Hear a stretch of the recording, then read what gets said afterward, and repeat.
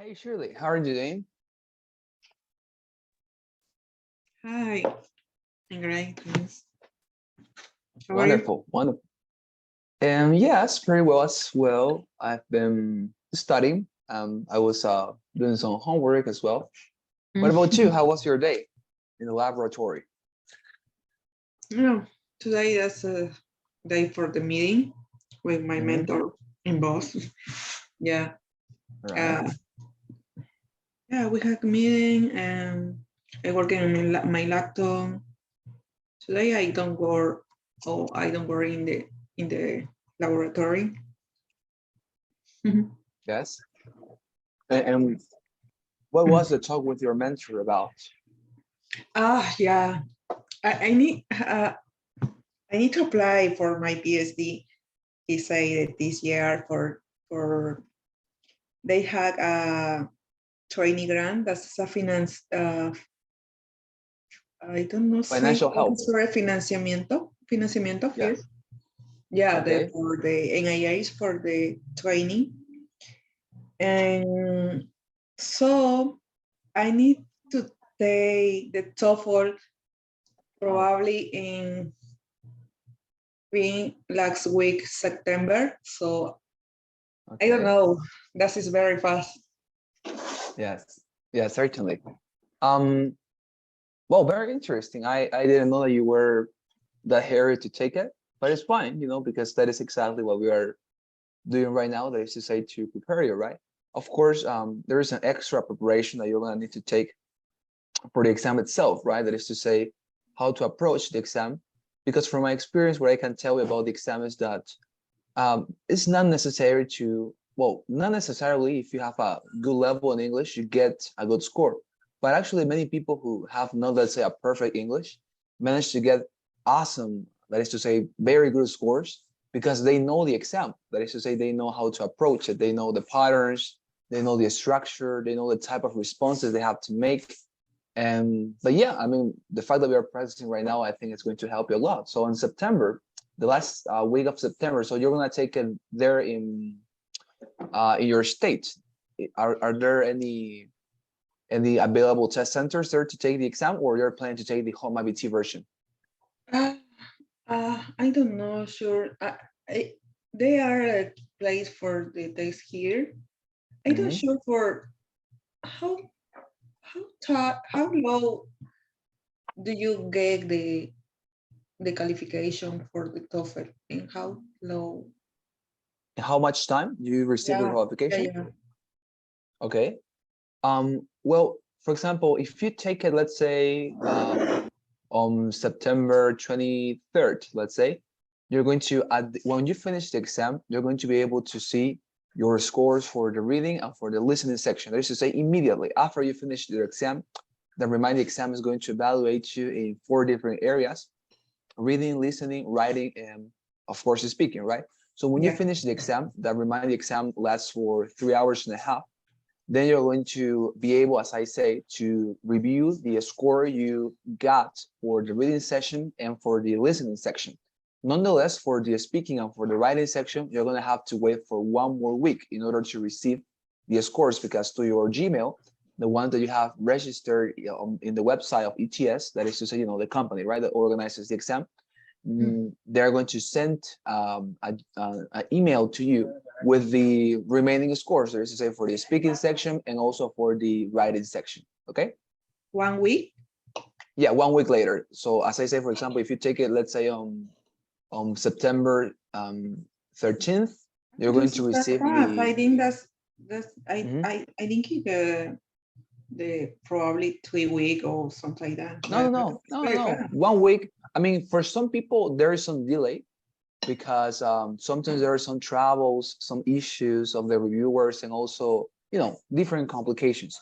But normally, for example, in the two cases or in the two opportunities I have taken the exam, 1 week is the exact time they have, let's say, taken in order to send me the final scores. Because as I say, you are able to see the reading and the listening score right after the moment you finish the exam. But the speaking and the writing sections, that of course necessarily require people to review them, right? Because the other exams are simply evaluated by a system that says how many correct answers did you manage to take, right?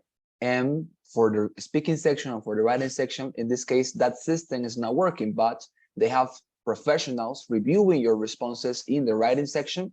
That is to say, the quality of the writing, and also, of course, somebody listening to your recorded sessions in the speaking part in order to qualify. And that's the reason why they take 1 more week. But the other ones, it's immediate.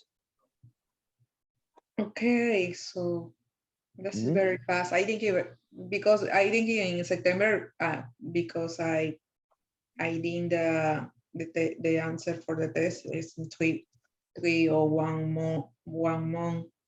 So this is very fast. Okay. All right, wonderful. So you say that you have like already in October. Okay. So you have to take it until December, from what I can understand. I need a qualification December.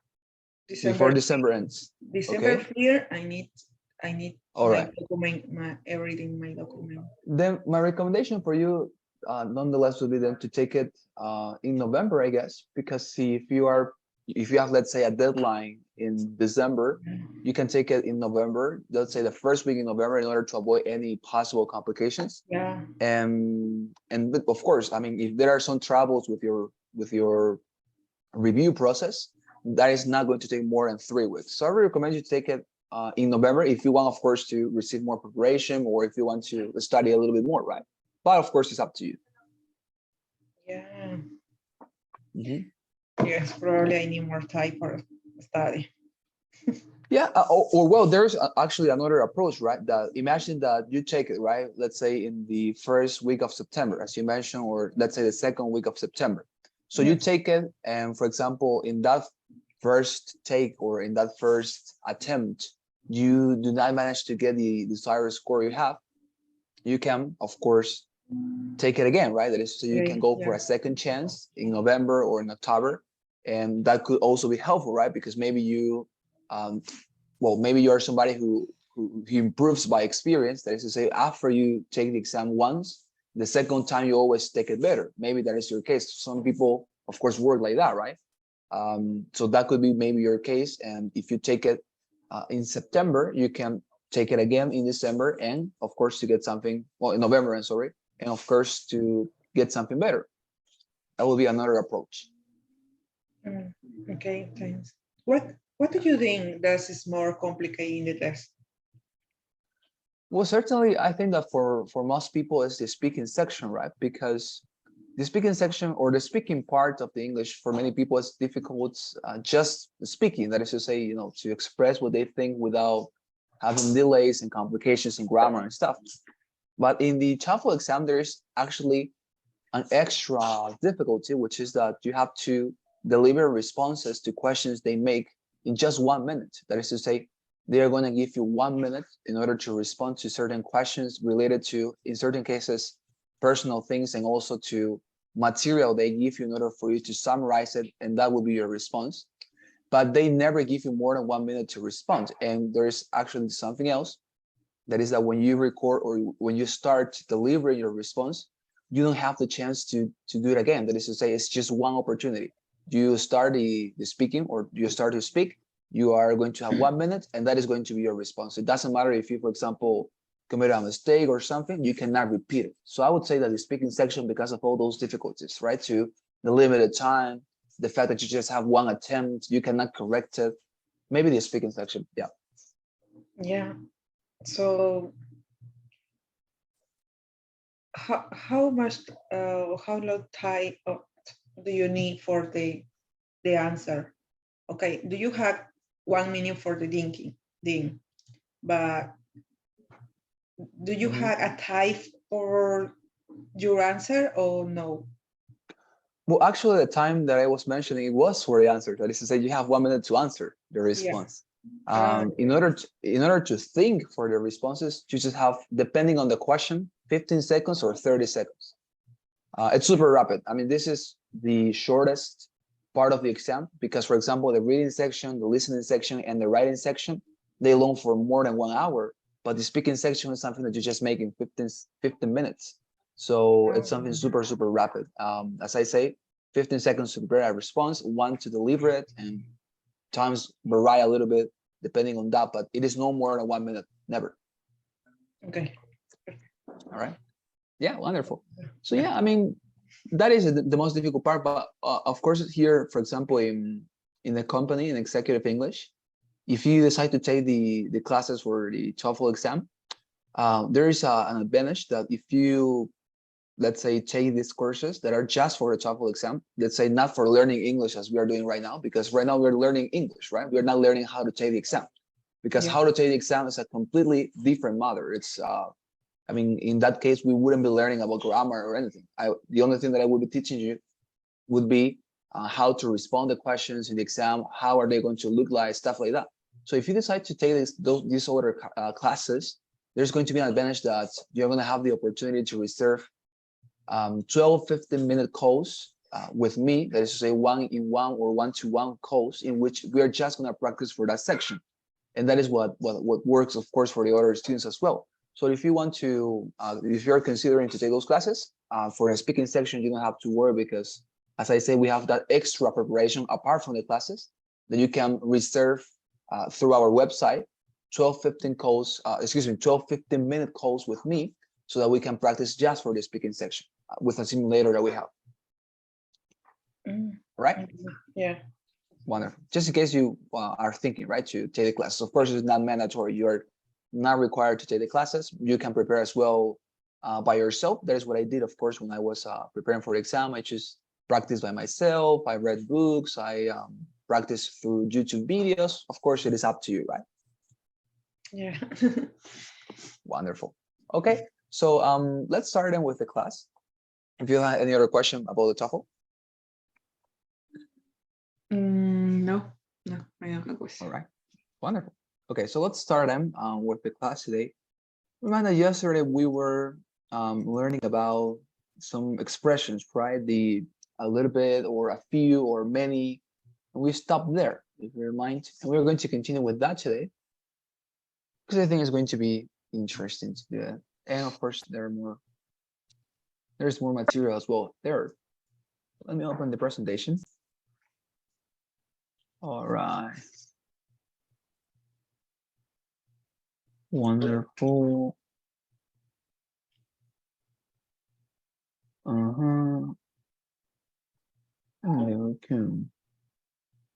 Okay. All right. So before we start, let's go for an activity. I wanted to show you this.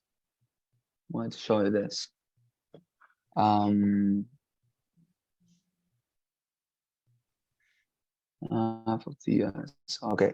So I wanted to show you this, and I wanted you to explain me, okay, through your own knowledge, in what part of this country you are right now. You can look at it, right? Okay, I'm going to download it so we can see it in a full screen. All right. So I want you to explain to me, okay, with your own words and using, of course, direction expressions, right? The east, the eastern part of the U.S., northern, the southern, or the western part. Tell me with expressions like that, what part or in what state are you right now? Explain me something about this state. Tell me something about this state. I want you to tell me about that, all right, as our icebreaker for today. Please feel free to include any detail, anything that you have found curious about the place you are living in right now, and if you have visited maybe any other states as well in your journey in the U.S., please tell me. Okay. Okay. So I think that I am for the U.S. and the state for the U.S. is Maryland. That is so near for the New York and All right, here in Washington, D.C. All right, so that would be something like here, Maryland, or not? No, that is more. Near here, right? So Maryland here. No, this is MD for the. Right. MD, yeah. The Maryland is, yeah. Maryland is wonderful. 4 hours to New York and 1 hour for away in Washington, D.C. Okay, interesting. Yeah. Right, what else? Can you tell me about the state? I I don't know the state.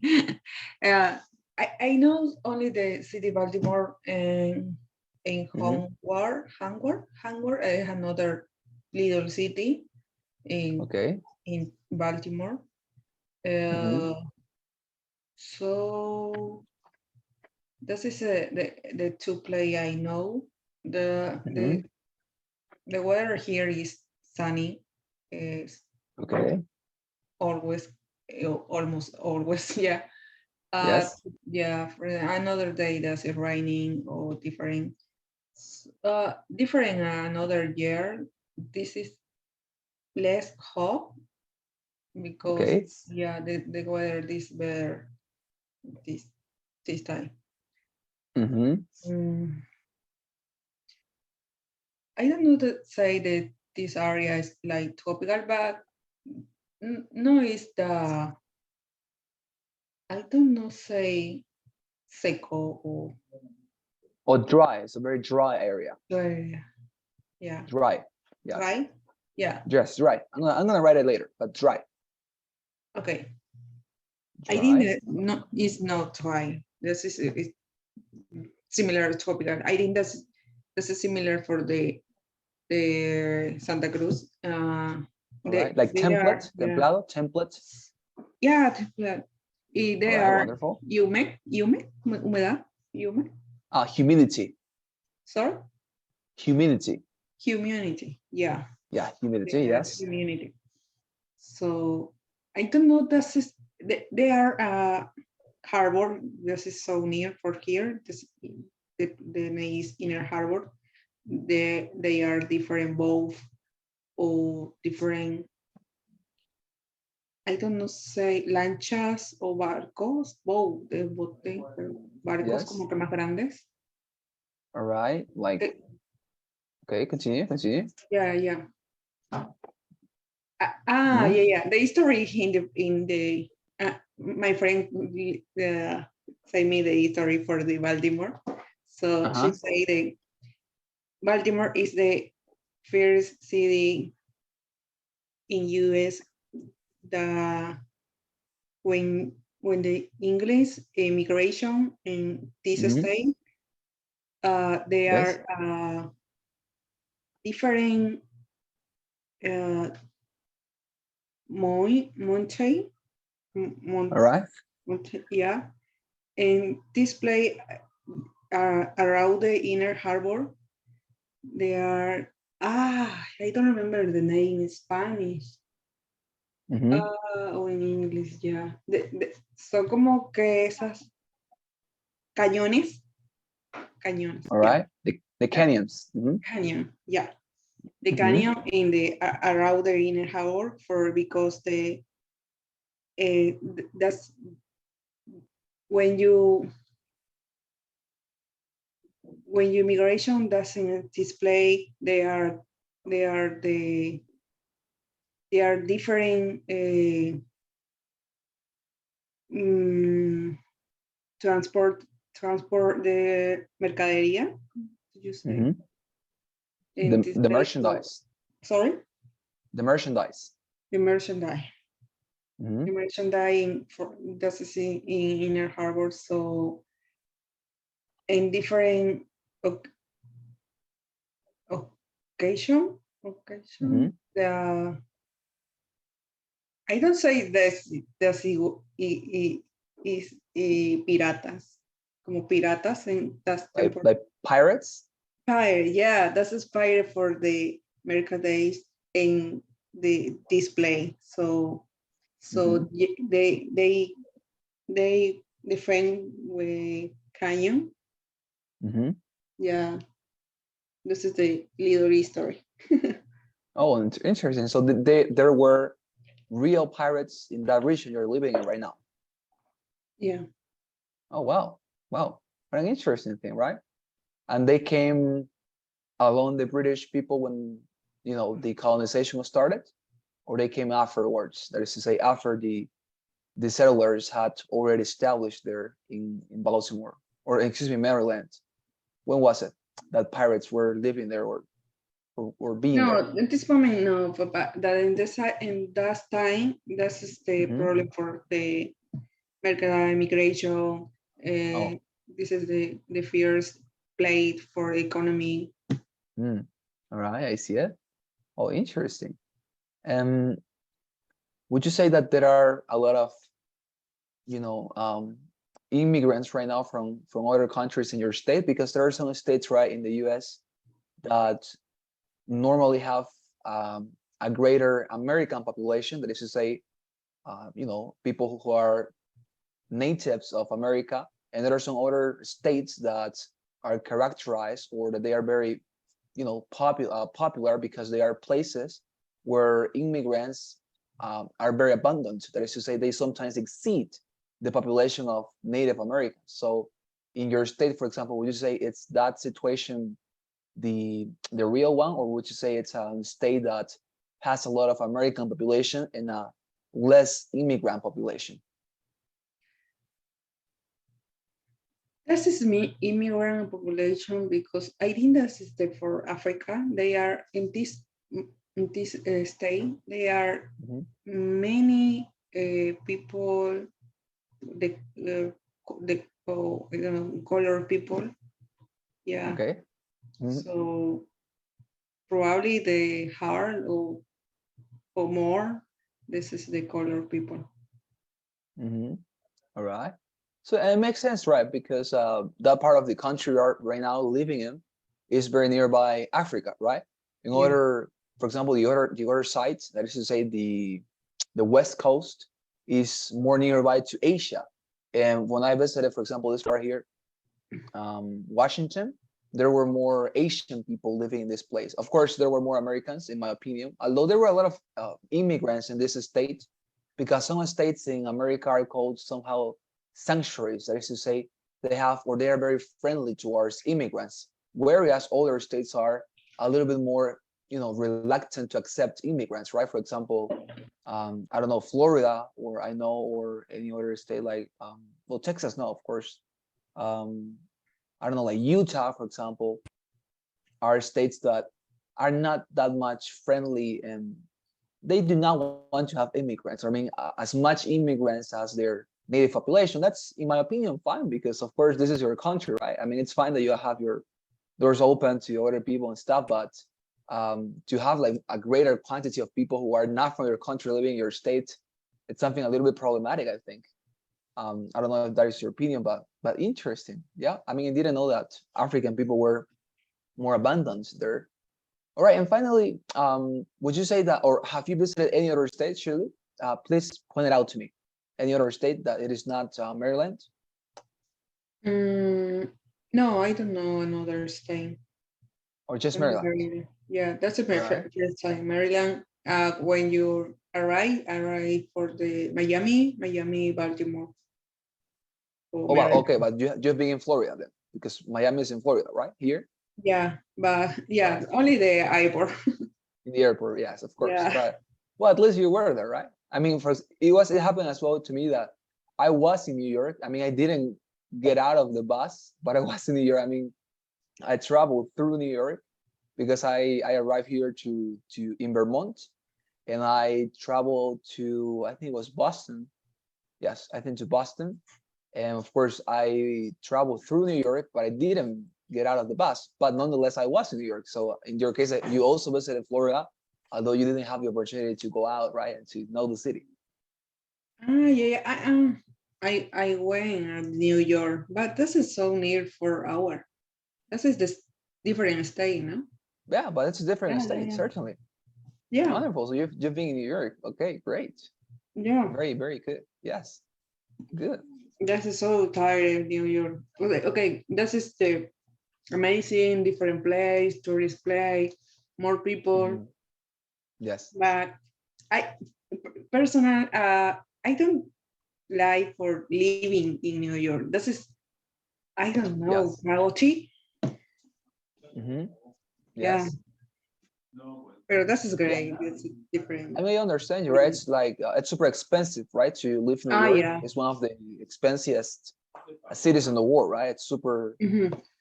pricey to live there in an apartment, to rent an apartment, and to buy food, right? Because normally people eat fast food in New York because that is cheaper, right?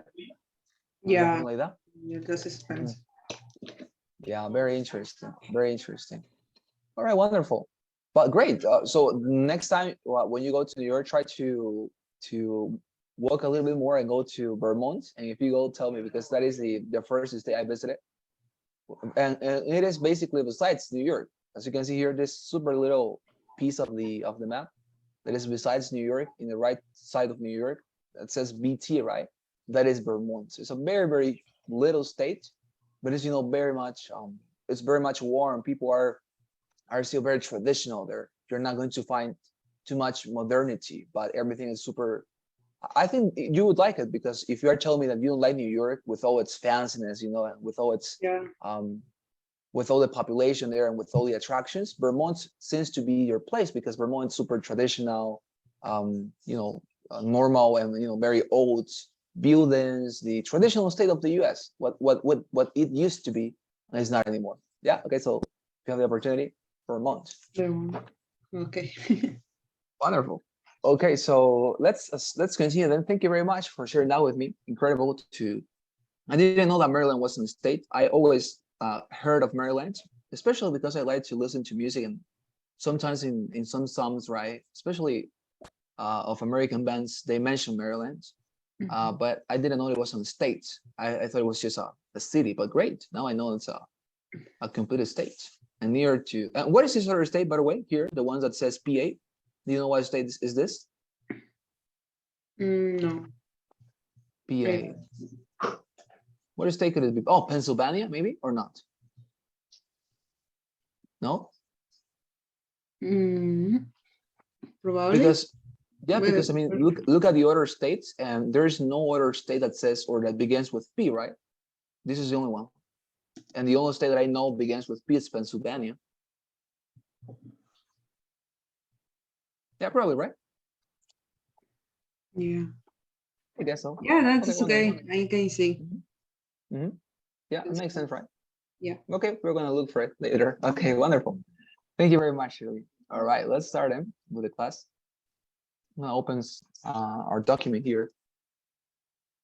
It's Google or Google Docs. Okay.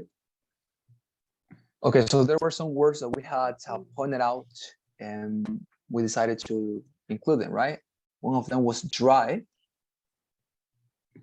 Let me include it here, dry. So dry, it's basically seco. The pronunciation is super simple. It's like this, dry, like this. And it also, it works to define or to describe anything from, let's say, your skin. Maybe someday you say, oh, my skin is so dry, right? Mi piel está seca. Or maybe you can say, I don't know, this wish is very much this dish, right? Maybe you eat a sandwich, let's say, and you say, oh, this sandwich is so dry, right? Because it's lacking mayonnaise or something. It applies to everything, seco, dry, right? Okay, second word, humidity. Okay, we have mentioned this one, humidity, right? Like this. And the pronunciation of this one, like this, humidity. Okay, like that. Can you read this or pronounce it? Humidity. Humidity. Yes, humidity, very well. What else? We had mentioned, I think, what other word? Dry, humidity. Oh, template, right? Template.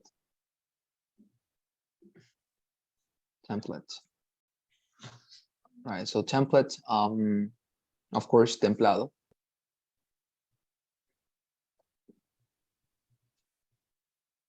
And how is this pronounced? Template. Like this, template. All right, there you are, template. What else? I think that's all right. Till now, dry, humidity, and template. Oh, canyon, right, as well, right? The cannon. Cannon. Oh, in this case, cañón. like this, cañón. And the pronunciation with an I, canyon, like this, canyon, right? So you can see canyon, like that, right? Canyon. Canyon. Yes, canyon. What else? I think that was all right. Oh, pirates. Oh, pirates. Pirates is another one. This one is not very much useful because the word pirate is not utilized nowadays. But nonetheless, if you're watching, let's say, the Caribbean pirates, maybe that is going to work, right? Because I heard that Johnny Depp is trying to film another how's this called? Oh, trilogy of the Caribbean pirates. So maybe it's going to be helpful in the future. Mhm. Pirates. Pirates. All right, pirates. There you go. Okay, so any other word that you remind, Shirley? Pirate, cannon, template. Montaña. Which one, excuse me? Montaña.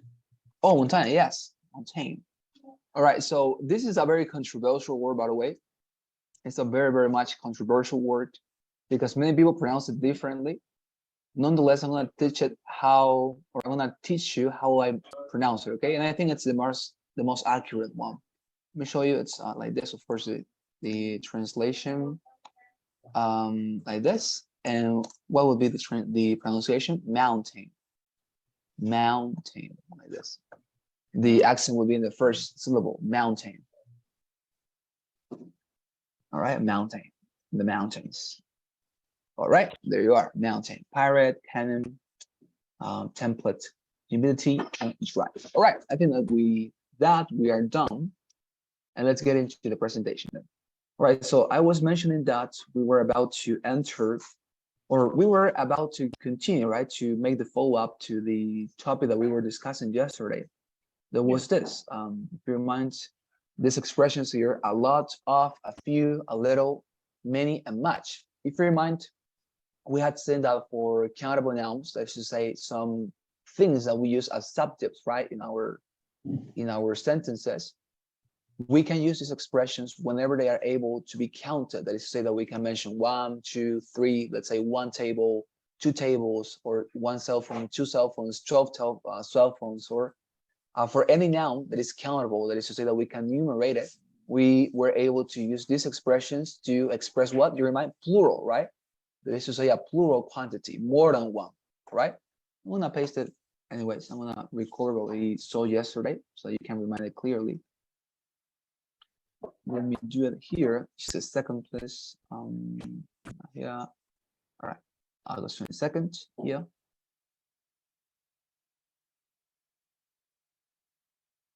Okay, here. A lot of, a few, a little, many, and much. All right, there you are. Okay, until here. Control Z. What else? Okay. I'm gonna close this, and now let me show you. Yeah. All right, so let's remember we were looking at yesterday. If you remind, we had seen that there are some expressions as this one, right? Is there, no, here.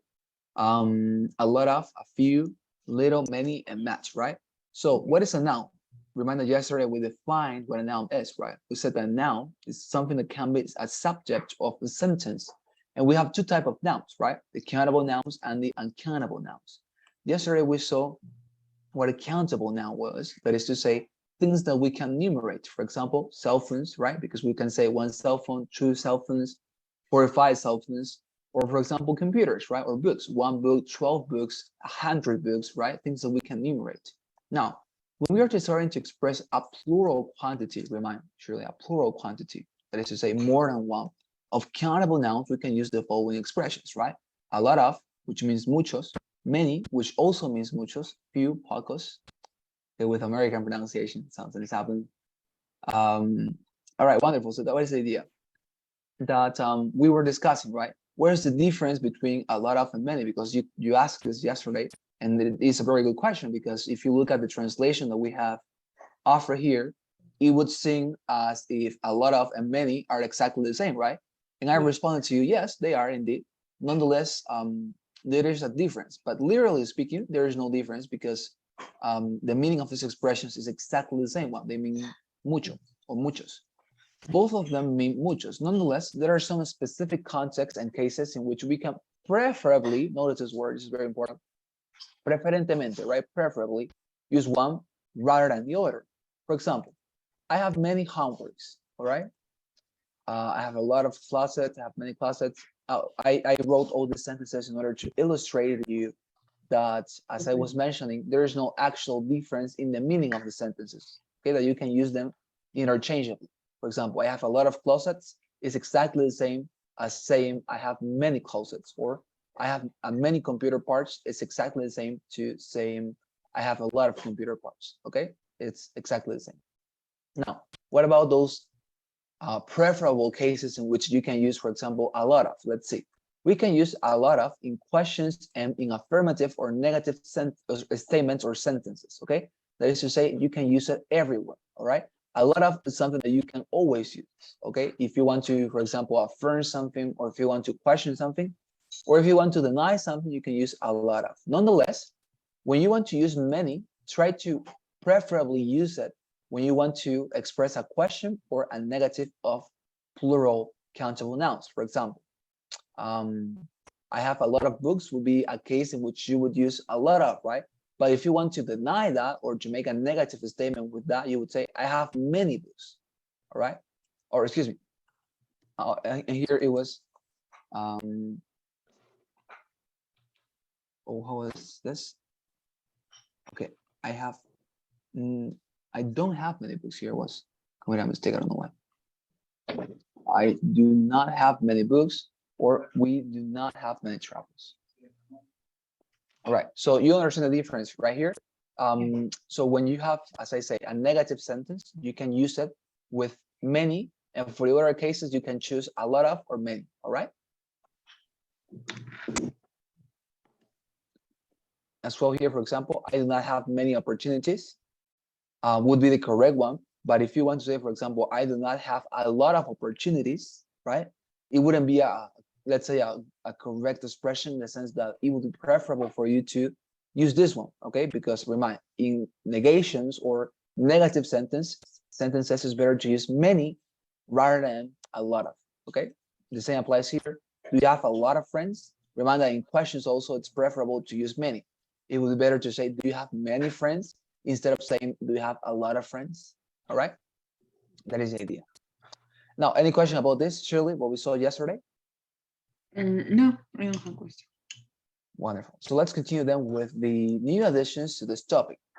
Let's continue with the uncountable nouns. All right. So remind that yesterday we had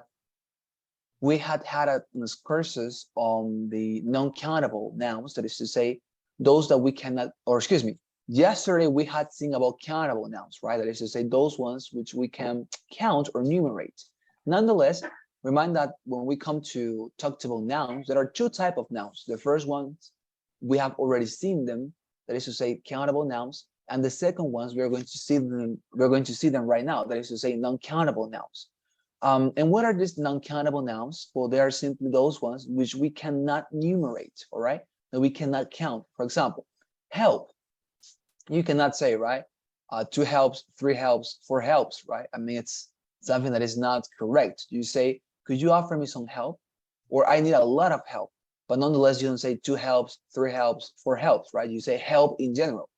Also about information, for example, you don't say 1 informations, 2 informations, 3 informations, or 4 informations, right? You say I need information, or you need information, or they need information, but it's never as enumerating them.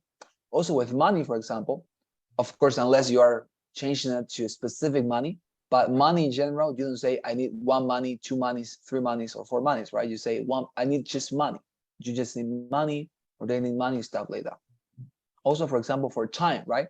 You don't say time in the sense of tiempo, not time in the sense of veces, right? Because when we talked about veces, we can say 1 time, 2 times, 3 times, but we are meaning veces. But when you talked about time as time, como tiempo, you cannot say 1 time, 2 times, 3 times, un tiempo, 2 tiempos, 3 tiempos. I mean, that is not correct, right? So that is the idea, non-countable nouns, okay? That is to say things that we cannot enumerate. Is this clear, Shirley? Yeah, that's clear. Wonderful. I'm gonna paste it nonetheless into here to our document.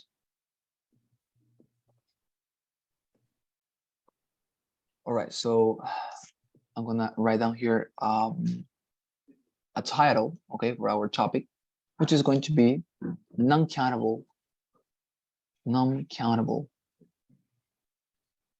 nouns. Right, there you are. Okay, uncountable, non-countable, whatever. All right, wonderful. So, as I was mentioning, non-countable nouns are nouns that we cannot, okay, I'm gonna write here rather than count, numerate, because I think it's more appropriate and accurate, okay? So non-counts or non-countable nouns are nouns that we cannot enumerate. Here are some examples. We have seen, help, information, money, tea, time. We can use, okay. All right, so this is the point. We can use the same expressions that we use for countable nouns in order to express plural of uncountable nouns. Okay, let me show you. As I am mentioning, if you want to talk about more than one uncountable noun, you can also, of course, make it by using these expressions. That's what I mean. For example, we can use a lot of, much, and little with non-countable nouns to describe a plural quantity of them. All right, a plural quantity of them. A plural quantity of them. Wonderful. There you are.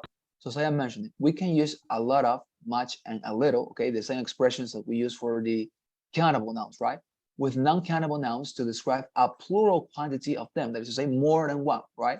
Never, if you of course want to say one, just one thing, or you want to describe just one thing, you're not going to use any of these expressions, right? You just say, I have one, let's say I have one opportunity, or I have money, and that's it, right? You don't say a lot of money, or you don't say a few money, or nothing, because if you had just one thing, you say, or you just describe that thing, right?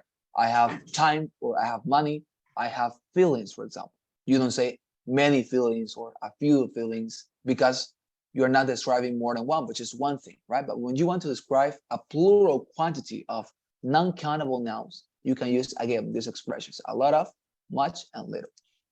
Is this clear, Shirley? Yeah, that's clear. All right, wonderful. Let's continue. All right, what else? Let me show you. For example, here we have some illustrations, which I think are very helpful. Let's see. Here. For example, if we say, Tony, he says, it's worth a lot of money. As you can see here, what he means, or what he's trying to express, Shirley, is that this particular thing, we don't know, right? Let's say we're going to augment here an article so that we can have a better glance to this illustration or to this example. Let's say this shoes, or this shoes, okay? This shoes, no, this computer, it's worth a lot of money. So it's in this example, what is Tony trying to express?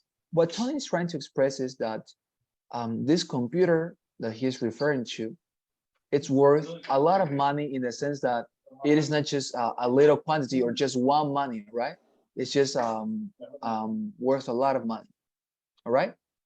You understand this, right? That is mentioning he's trying to make the person that he's speaking to understand that this is going to cost more than a single quantity, right? It's going to be a lot. So that is the reason why he's using the expression, because, for example, imagine that he's mentioning that this computer merely costs, let's say, $1. He would say something like, this computer is worth $1, right? But in that case, he will be referring to just one thing. But we know that in this case, he's referring to more than $1. Why? Because he's saying this computer is worth a lot of money. That is to say, more than one, right? An abundant quantity. All right. So as you can see, for these non-countable nouns, you again utilize these expressions in order to talk about plural quantities. Okay, more than one. Is this clear, Shirley? Yeah, that's clear. Wonderful. Now, other example. We don't have much time. As you can see here, we don't have much time. Of course, in this case, time doesn't mean veces. It doesn't mean veces in this case. Time means tiempo, right? The literal meaning or significance of the word It's tiempo in this case, it's not veces, right? We don't have much time, he's saying. So of course, for example, if Tony were just having, let's say, 5 minutes, or if Tony just had 1 minute in order to do something, he would say, we don't have, or we just have 1 minute, right? If he wanted to say that he just have 1 minute, he would say, I just have 1 minute. But given that we see this expression, what can we deduce from the expression? That he has that he has more than 1 minute, right? Because if he didn't have more than 1 minute, he wouldn't be using this expression, right? We don't have much time. All right, is that understandable? Yeah, that's a comment. Wonderful, that's the idea. So yeah, as I say, that is the idea. And also here, I need a little help from AB. All right. So what are the rules, by the way, to use these expressions with or in English? Let me tell you very happily that the expressions in this case, or the rules for using these expressions, surely, are exactly the same than the ones that we used for the countable nouns. That is to say, remind that in the countable nouns, we managed to use these expressions at any point, but nonetheless, there were some preferences, right?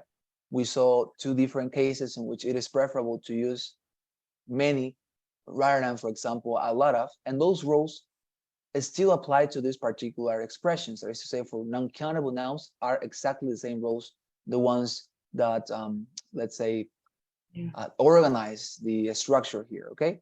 So, as I say, basically, in summary, would be that if you want to know when to use a lot of, much, or little in this particular, or with this particular non-countable nouns, the rules that we have seen here, that is to say, these rules here, case 2 or case 1, still applies for the sentences, okay? Yeah. Wonderful. But nonetheless, let's get into them just in case we have forgotten them. Okay. So let's read this. It says, notice that we can use, or that we can use a lot of with both count and non-countable nouns. For example, Talia says Nick has a lot of friends, or Tony says he has a lot of money too, right? We can use a lot of in questions and in affirmative or negative statements. As I have said, Shirley, for example, you can use a lot of with countable and with non-countable nouns at any time. That is to say, if you are making a question, if you're making an affirmative sentence or a negative sentence, a lot of is always an option, okay? So let's say the joker is a comodín. You can use it at any time, and it's always going to look well, okay? You're never going to find, for example, yourself in the situation that, although you are using a correct word, American people are going to say, well, it's weird that she uses this word when we normally use this one, right? But a lot of is a question, or excuse me, it's a word that always works, okay? It's for every single type of sentence, all right? Here we have more examples. Talia, does Dean have a lot of friends? And Amy says, I don't have a lot of money, right? So a lot of can be used at any point for countable and for non-countable nouns. That is the idea, all right? What else? That we usually use many, much in questions and negative statements, as I was mentioning earlier. For example, I haven't bought my ticket for the game yet. How much time do I have? Tony says, they didn't have many tickets left yesterday. You'd better buy one now. Okay, so that is the idea that, as I say, these words still apply to the rules that we have seen. All right, and finally, I wanted to mention this, that where was it?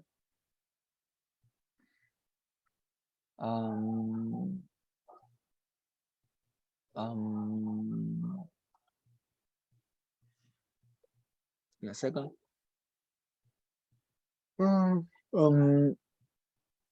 Okay, here.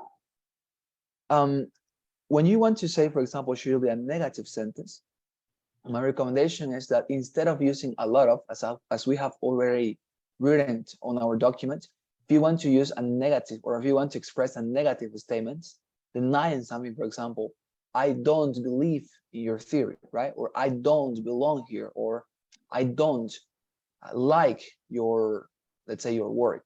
You can say always those expressions in plural, countable and non-countable nouns with many and much, okay? These words here many and much are preferable for negative statements. All right, that's the last thing that we're going to write here. That we usually use many and much in questions and negative statements rather than in affirmative statements. For example, let me show you. One of these here. Wonderful. We usually use many and much in questions and negative statements rather than in affirmative statements. So as I was pointing out before, let's say you have a question, like for example, do you have a lot of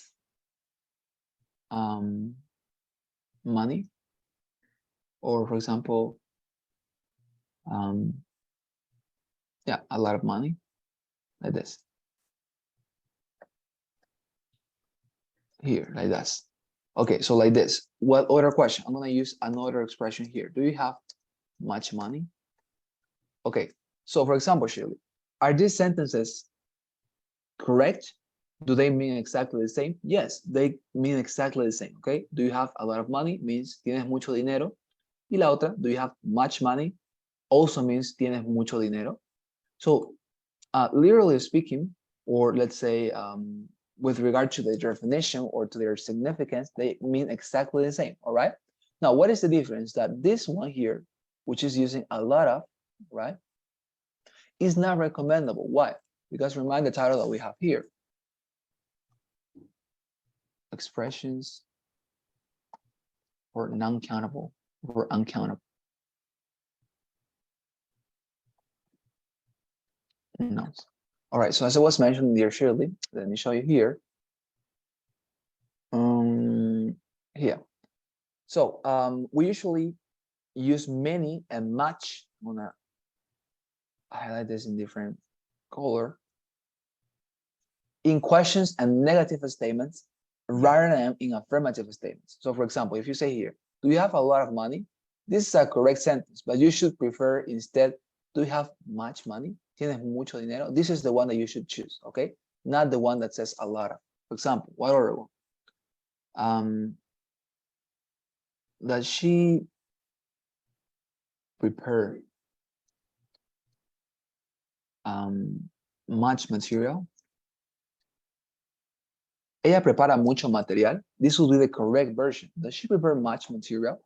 But another alternative for that would be, does she prepare a lot of material? And this will be something that I don't recommend you to say or to use. Why?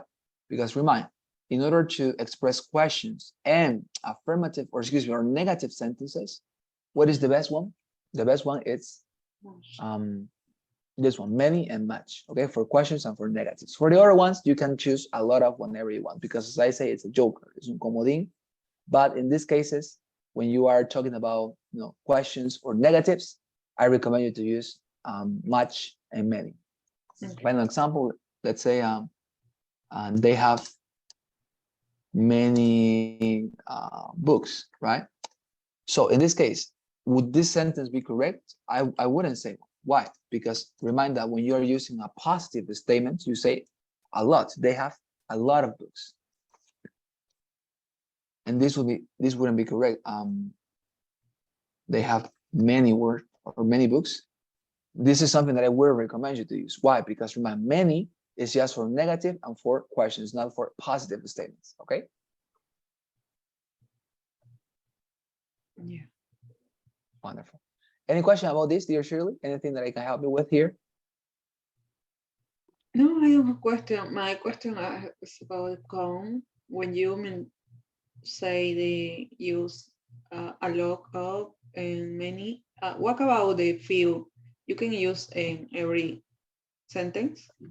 Oh yes, few. It's another joker. Very well. No problem. That is negative or positive statement. Exactly. Okay. Let's write it down. Very good question. You say here few. So few is basically another joker, as I was mentioning, because it's something that you can apply everywhere. For example, when I write it here, I don't know what I did here. So it says this expression can be used for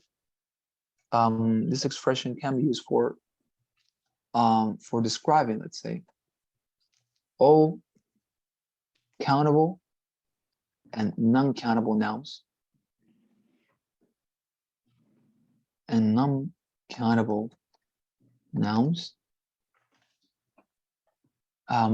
without exception. Oh, but in plural, very important, in plural, without exception. For example, let's look at this particular expression in all type of sentences. Let's say with a question.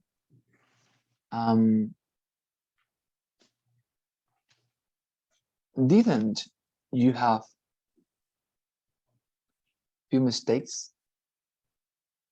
This would be a question, right? And it's fine if you want to use this one.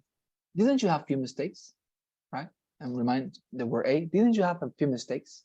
¿No tenías algunos pequeños errores? In a positive sentence, for example, she has she has a few.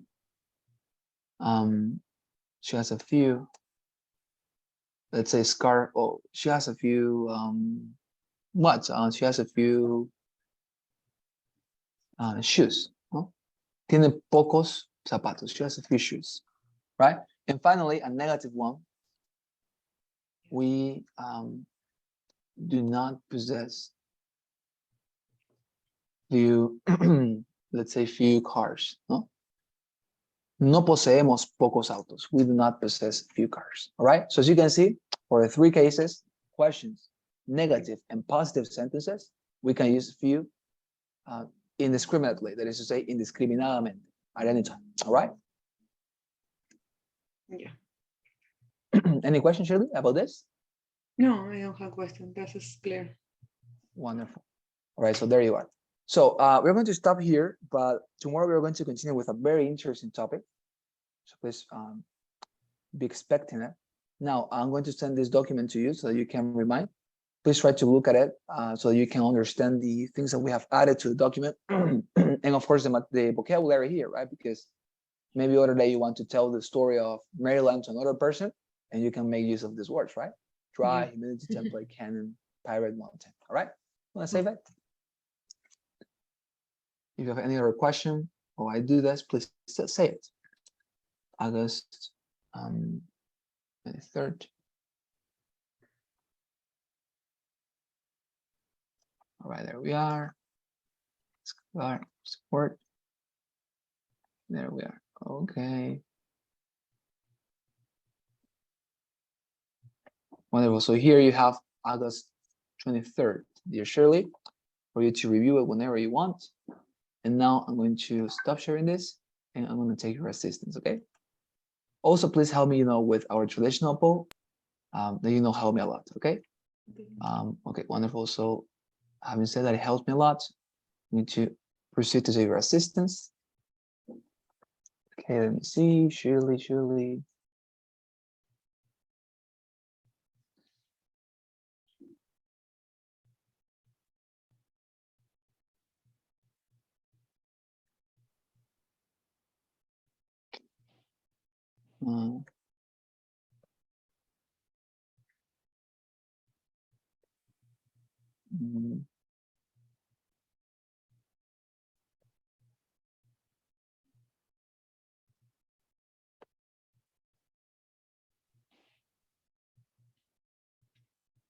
Okay, wonderful. I did it. Okay, thank you very much, dear Shirley. It's been a pleasure then to be with you again, to have you explaining me geography and history. You're a very good teacher in those areas. Thank you very much for, helping me with that. Now I know a lot of Maryland. And wonderful. Thank you very much. And if you have no other question, I see you tomorrow. Okay. Perfect. Thank you. See you tomorrow. Wonderful. Have a good night. Thank you very much. Bye-bye.